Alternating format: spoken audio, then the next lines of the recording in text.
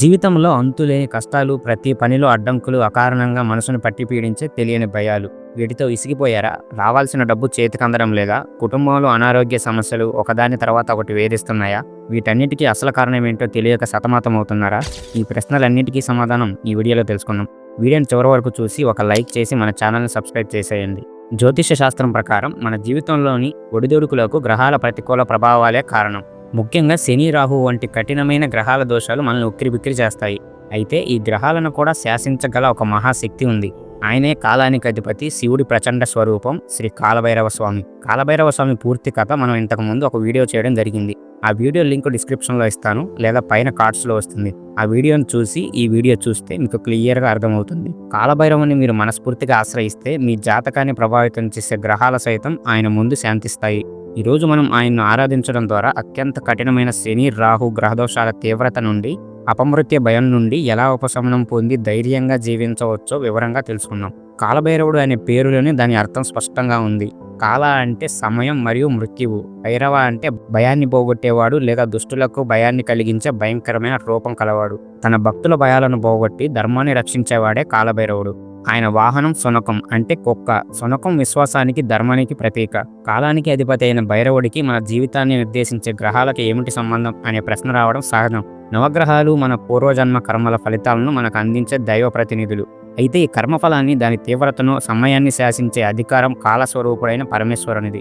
కాలభైరవుడు శివుని అంశ కాబట్టి ఆయనకు గ్రహాలను నియంత్రించే శక్తి ఉందని భక్తుల విశ్వాసం. గ్రహాలలో శనీశ్వరుడు న్యాయమూర్తి లాంటివాడు. మనం చేసిన మంచి చెడు కర్మల ఫలితాన్ని ఆలస్యమైనా సరే ఖచ్చితంగా అందిస్తాడు. అందుకే ఏలనాటి శని, అష్టమ శని వంటి సమయంలో ప్రజలు తీవ్రమైన కష్టాలను ఎదుర్కొంటారు. పనుల్లో ఆటంకాలు, ఆర్థిక నష్టాలు, ఆరోగ్య సమస్యలు శని ప్రభావం వల్ల కలుగుతాయి. అయితే జ్యోతిష్య సాంప్రదాయంలో కాలభైరవుణ్ణి శనికి గురువుగా భావిస్తారు. గురువును పూజించే భక్తులను శిష్యుడైన శనీశ్వరుడు ఇబ్బంది పెట్టడని ఒక నమ్మకం.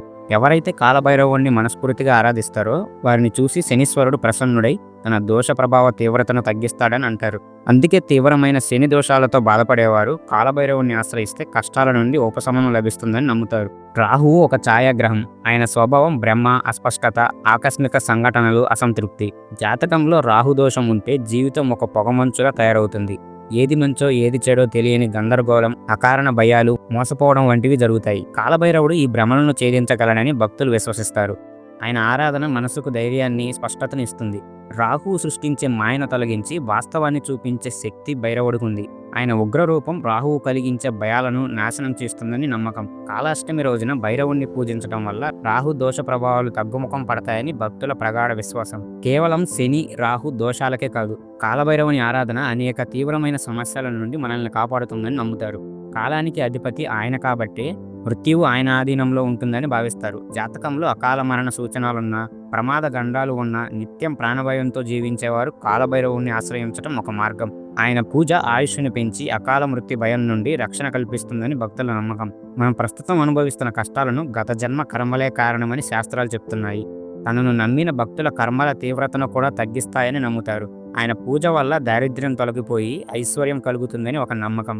మరి ఇంతటి మహిమాన్వితుడైన కాలభైరవుణ్ణి ఎలా పూజించాలి? ఆయన అనుగ్రహాన్ని పొందడానికి ఏ నియమాలు పాటించాలో తెలుసుకుందాం. ప్రతి నెల కృష్ణపక్షంలో వచ్చే అష్టమి తిథిని కాలాష్టమి అంటారు. ఇది కాలభైరవ పూజకు అత్యంత విశిష్టమైన రోజు. ఈ రోజున ఉపవాసం ఉండి రాత్రిపూట భైరవుణ్ణి పూజించడం వల్ల మంచి ఫలితాలు కలుగుతాయని నమ్ముతారు.